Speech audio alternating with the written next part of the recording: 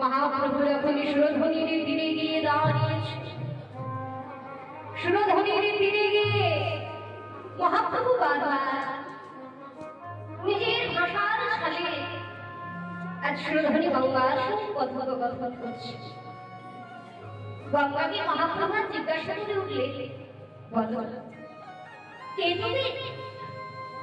যখনই মহাপ্রভুর কণ্ঠধ্বনি পেয়েছে, মহাপ্রভুর চরণে ধ্বনি দিলেন সুরধ্বনি গঙ্গা, তার তরবারও যেন আরো দ্বিগুণ হয়ে গেল। মহাপ্রভু যখন দেখল যমুনা তার তরঙ্গ বাড়িয়ে তুলেছে, মহাপ্রভু তৎক্ষণাৎ জিজ্ঞাসা করে উঠলেন, কে গো, কে তুমি? বলো। যমুনা।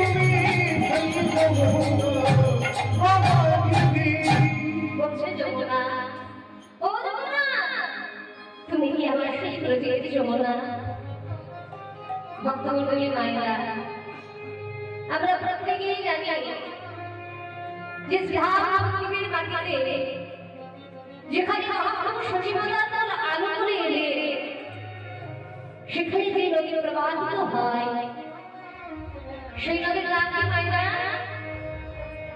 সুরধনী গঙ্গা। ছোট থেকে বড় আমরা প্রত্যেকেই জানি যে সেখানে সুরধনী গঙ্গা পার হয়। কিন্তু হঠাৎ করে গঙ্গার তীরে দাঁড়িয়ে বারবার করে গঙ্গাকে তার যমুনা যমুনা বলে ডাকে। সে যদি বারবার করে যমুনা যমুনা বলতে থাকে, লোকে বলবে না? দেখেছ, যেখানে প্রত্যেকেই চেনে, প্রত্যেকেই জানে যে এটা হলো সুরধনী গঙ্গা, কিন্তু তাকে আর যমুনা বলে ডাকছে।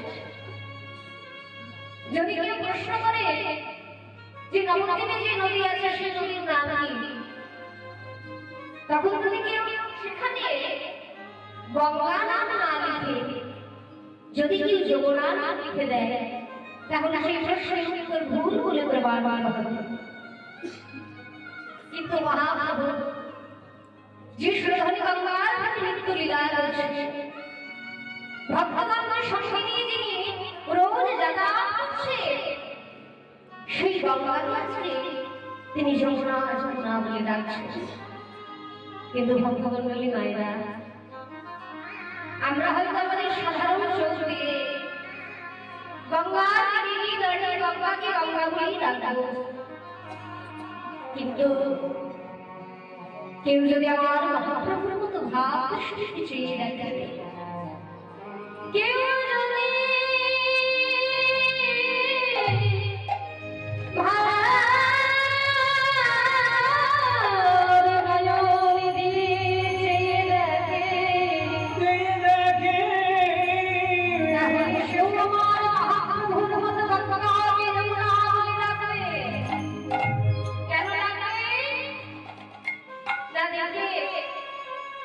অনেক সময় আমরা খেলাধুলা করতে করতে বা কোনো কাজকর্ম করতে করতে অনেক সময় বজবজকে পড়ে যায়, আর পড়ে গিয়ে আমাদের শরীরে কোথাও হয়তো আঘাত লাগে। আঘাত লাগছে, ব্যথা পাচ্ছে, কিন্তু রক্তপাত হয়নি। ব্যথার জায়গা আমরা চিহ্নিত করতে পারছি, কিন্তু ব্যথাটা কেন হচ্ছে সেটা আপনি বুঝতে পারছেন না। তাই ব্যথাটি কি কারণে হচ্ছে সেটি জানার জন্য আমরা কিন্তু যথারীতি ডাক্তারের কাছে ছুটে যাই, আর ডাক্তারের কাছে গিয়ে যখন আমাদের পড়ে যাওয়ার কারণ, ব্যথার কারণ আমরা জিজ্ঞাসা করতে যাই যে ডাক্তার বাবু, আমি এই জায়গায় কাজ করতে করতে পড়ে গিয়েছিলাম, আর পড়ে যাওয়ার কারণে আমার হাতে এই জায়গায় ব্যথা লেগেছে, কিন্তু আমি বুঝতে পারছি না যে কেমন ব্যথাটা হচ্ছে, কি দেখবেন তো? ডাক্তার বাবু আমাদের কিন্তু সাধারণ মানুষ, তিনিও কিন্তু তার সাধারণ দৃষ্টিশক্তির দ্বারা সে কিন্তু ব্যথাটা কি কারণ হচ্ছে সেটা বুঝতে পারবেন না। তাই কারণ থেকে জানার জন্য একটা পরীক্ষার ব্যবস্থা করা হয়। সেই পরীক্ষাটা কি না এক্সরে করতে বলে, আর এক্সরে রূপে আলো যখন আমাদের শরীরের চর্ম ভেদ করে হাড়ের ভেতর প্রবেশ করে, তখন আমরা বুঝতে পারি যে শরীরের হয়তো কোনো জায়গায় হাড় হয়েছে, হাড় ভেঙে যাওয়ার কারণে আমার এই তীব্র ব্যথা যন্ত্রণা হচ্ছে। আমার মহাপ্রভুর এই ভাবকে বুঝতে গেলে আমাদের কিন্তু সাধারণ দৃষ্টিতে দেখতে হবে না, ভাব ভক্তির দৃষ্টিতে যদি কেউ একবার চেয়ে দেখে, তাহলে গঙ্গা কি যমুনা বলার কারণ আমরাও বুঝতে পারবো, আমরাও বুঝতে পারবো।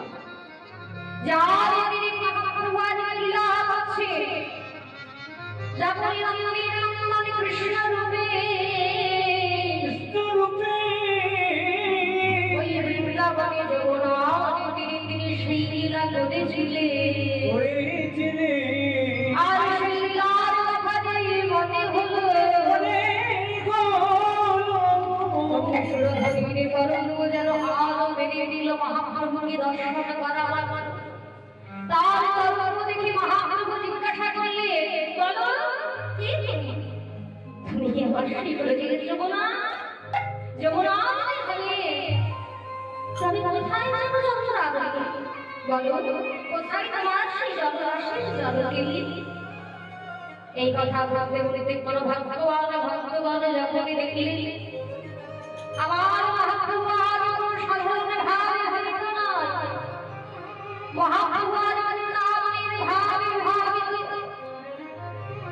তাই আর এই ভাবে আমরা একা দর্শন করব না গো। এই ভাব যেন আমাদের মতো সকল ভক্তগণে দেখতে পায়। সেটা মহাপ্রভুকে আমি আগে যাবো সেবাসী লাগে না, কিন্তু সেবাসীর আগে আমি তো নিয়ে যাবো, তার জন্য পথ করতে হবে। ওই যে ফুলগো, ওই ফুলগণের পথ দিয়ে দিয়ে মহাপ্রভুকে নিয়ে যাচ্ছে। তাই সভাতে গেল কিবা ফুলগণ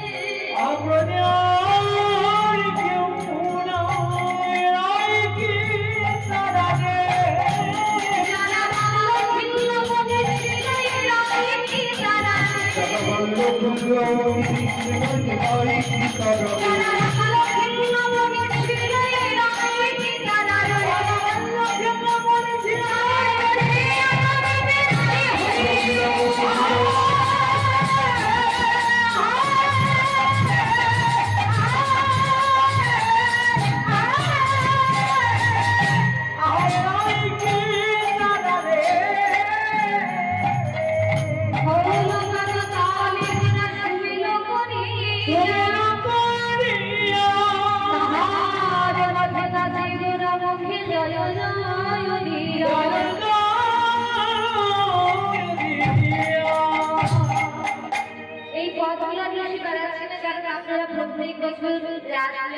শুনে যাচ্ছে, আর যেগুলো আপনারা শুনে এসেছেন সেগুলো আমার মনে ভালো লাগবে না, সেহেতু আমরা একটু ছোট করে গৌরচন্দ্রিকা সম্পন্ন করে আমরা বৃন্দাবনের মধ্যে প্রবেশ করবো, সেখানে বৃন্দাবনের আসন করবো। তাই মহাপ্রভু প্রথমতই আজকে বৃন্দাবনের ভাব ধাম নবদ্বীপে, গঙ্গাকে তিনি ভাবলেন যমুনা, আবার ফুলবর্গী বৃন্দাবন ভেবে যখন শ্রীবাসের অঙ্গনে গিয়ে দাঁড়ালে, শ্রীবাসের অঙ্গনটাকে তিনি রাসমণ্ডলী ভাবলেন, আর সেই রাসমণ্ডলীতে শ্রীবাসের কৃষ্ণ ভক্ত গৌর ভক্ত দাঁড়িয়েছিলেন।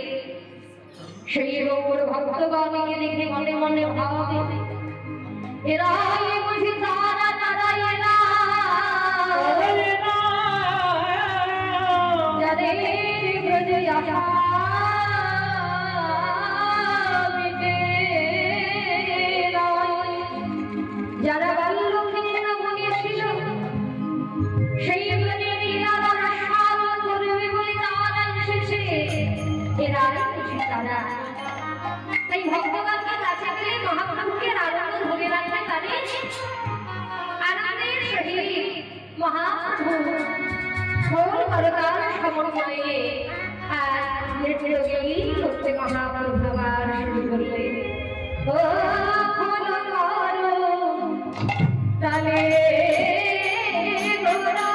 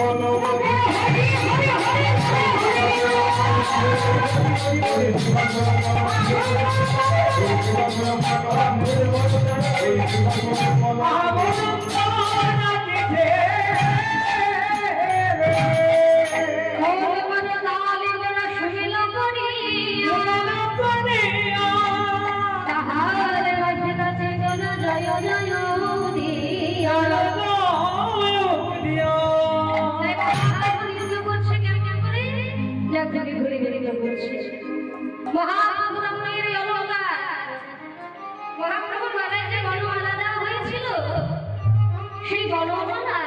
নৃত্যের তালে তালে নৃত্য করছে, চরণের দুকুর সে আজ বেজে উঠেছে।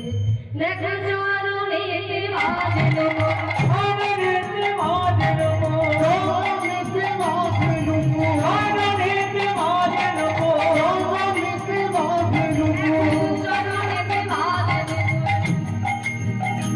কিবা চরণেতে বাজলো চরণেতে বাজলো বাজলো ধনু বলে বাজলো ধনু চরণেতে বাজলো রণধনু বলে রণধনু বলে আমার মালা লইরো মালা মাদকির মালা কি মালতির মালা কিনা মালা লইরো মালা মাদকির মালা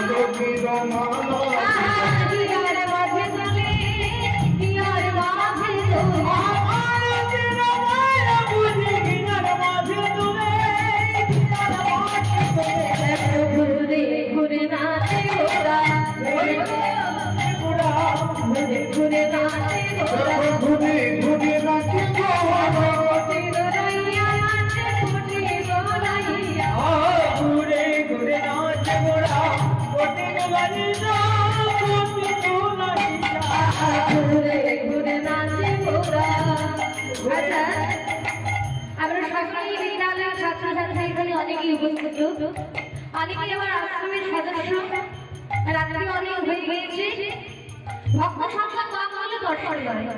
প্রত্যেকে যদি আনন্দ উল্লাস করে হরি ধরি রাজধানী করে, আনন্দ পরমানন্দে পরিণত হবে।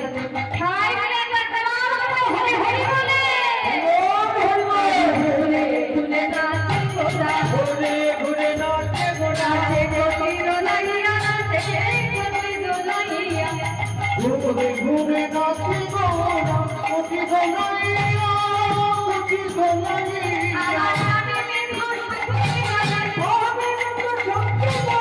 রণে মেঘ ঝঙ্কি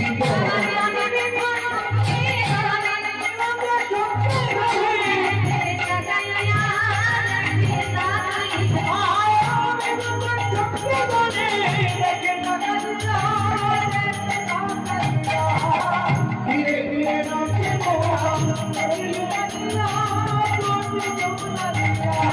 ঘুরে ঘুরে নাচে ওরা কোটি রইয়া নাচে কোটি রইয়া ঘুরে ঘুরে নাচে গোরা কোটি গলাইয়া কোটি গলাইয়া গানে নাচে গানে নাচে কেমন নাচে আগুনের গোরা কেমন নাচে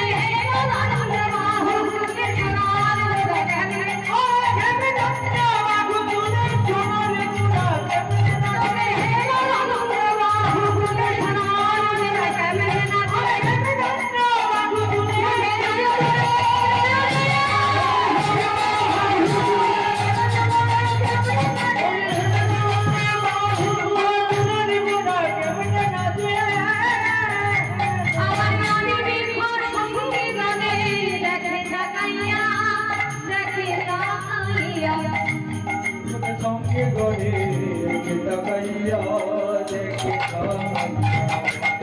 মহাপ্রভু যিনি নৃত্য করলেন, মহাপ্রভুর নৃত্য রসে